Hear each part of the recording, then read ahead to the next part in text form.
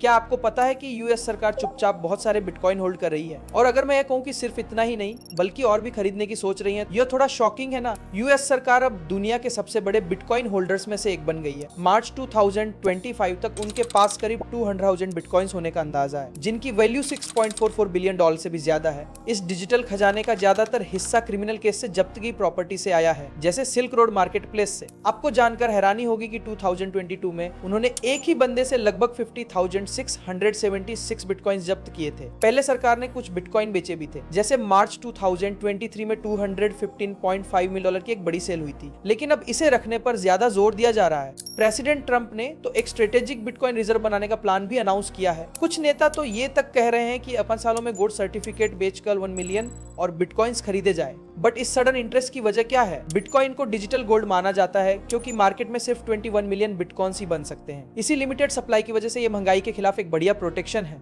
हालांकि सब इस बात से अग्री नहीं करते। कुछ एक्सपर्ट्स को लगता है कि इससे क्रिप्टो मार्केट पर सरकारी कंट्रोल बढ़ सकता है।